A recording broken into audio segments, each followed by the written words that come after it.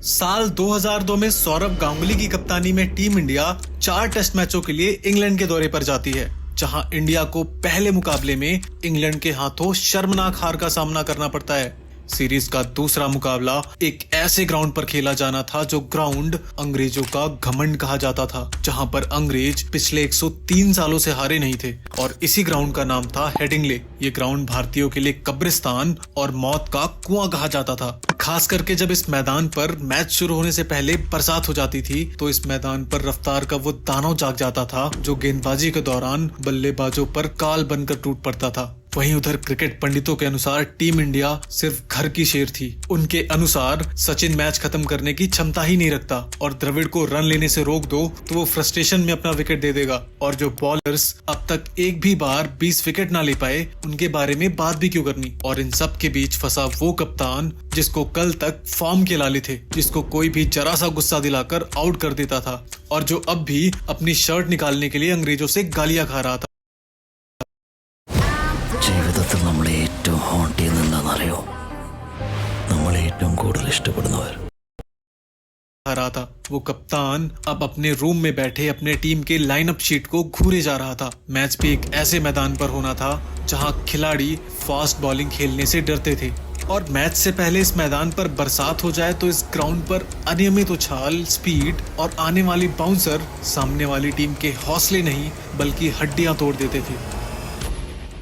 Match शुरू होने से कुछ घंटे पहले हेडिंग्ले के इस ग्राउंड पर जमकर बरसात होती है। इस मैदान का इतिहास रहा था कि बरसात के बाद बल्लेबाजी करने वाली टीम 100 रन से ज्यादा नहीं बना पाती थी। दोनों टीमों के कप्तान टॉस के लिए मैदान पर जाते हैं। क्रिकेट फैंस यही दुआ कर रहे थे कि आज भारतीय कप्तान सौरव गांगुली टॉस जीत जाएं और टॉस जीतकर पहले गेंदबाजी का फैसला लें। उधर टॉस उछाला जाता है और सौरव गांगुली टॉस जीत जाते हैं। सबको लग रहा था कि सौरव गांगुली टॉस जीतने के बाद पहले गेंदबाजी करेंगे, लेकिन जब मैच रेफरी ने भारतीय कप्तान सौरव गांगुली से उनके फैसले के बारे में पूछा तो गांगुली ने कहा कि इंडिया बल्लेबाजी करेगा। और ये सुनकर मैच रेफरी बॉथम को अपने कानों पर यकीन नहीं हो रहा था। उसे लगा कि सौरव गांगुली अजीब सा पागलपन कर रहे हैं, इसलिए उसने दोबारा पूछा कि क्या आप बल्लेबाजी ही करेंगे। मैच रेफरी के दोबारा पूछने पर भारतीय कप्तान ने एक बार फिर कहा कि हाँ, मैं पहले बल्लेबाजी करूंगा। उधर इंग्लिश कप्तान गांगुली के इस फैसले पर मन ही मन मुस्कुरा रहा था, क्योंकि बरसात के बाद इस ग्राउंड पर बल्लेबाजी करने का मतलब था खुदकुशी करना, क्योंकि बरसात के बाद इस ग्राउंड पर रफ्तार का वो दानव जाग जाता था जो सामने बल्लेबाजी करने वाले बल्लेबाजों पर बाउंसर से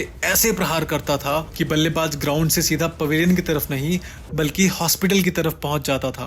दादा के टॉस जीतकर पहले बल्लेबाजी करने के फैसले से पूरी टीम में हड़कंप मच गया। खिलाड़ियों ने काफी समझाया लेकिन गांगुली ठहरे जिद्दी। उन्होंने किसी की एक ना सुनी और दादा का कुछ अलग ही प्लान था।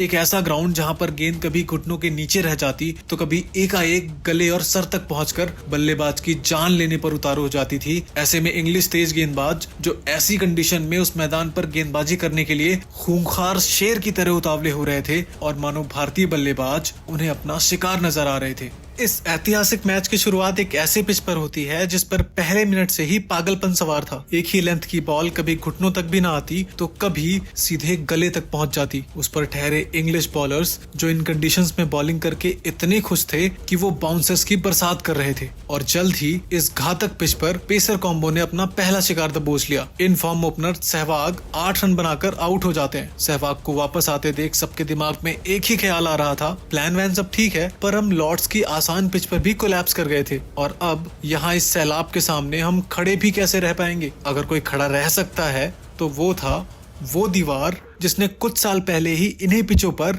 1 साल तक की ट्रेनिंग की थी, जो इन्हीं ग्राउंड्स पर वर्ल्ड कप के हाईएस्ट स्कोरर बने थे, जो इस बैटिंग लाइनअप के सबसे अच्छे ओवरसीज प्लेयर थे। भारत की दीवार राहुल द्रविड़। इस मैच में जिंदा रहने के लिए उस दीवार का टिके रहना बेहद जरूरी था और इंग्लैंड इस बात को बखूबी जानते हुए द्रविड़ पर टूट पड़ा। विजडन ने आगे जाकर इस मैच के बारे में लिखा कि उंगलियां, सर, छाती जहां मिले वहां द्रविड़ को मारा गया। ऐसा लग रहा था कि मानो इंग्लैंड उन्हें आउट नहीं बल्कि उनकी जान लेना चाहता हो। लेकिन अंग्रेज तेज गेंदबाजों की रफ्तार के अहंकार और भारतीय कप्तान सौरव गांगुली के टॉस जीतकर पहले बल्लेबाजी करने के फैसले पर खामोश राहुल द्रविड़ अपनी जान जोखिम में डालकर मैदान पर डटे रहे। बॉल अगर ऑफलाइन में हो तो 1 रन, वरना वो बॉल को सीधे शरीर पर ले रहे थे। उस दौर में अगर कोई विनर गेस करता तो पक्का इंग्लैंड को करता। द्रविड़ के दिमाग में कैलकुलेशन बेहद सिंपल था। जब तक वो मुझे मार रहे हैं वो मेरी विकेट नहीं ले रहे, ना LBW ना बोल्ड, और अगर मैं बैट ही ना दिखाऊं तो ना कैच, तो बस मैं मार खाता रहूंगा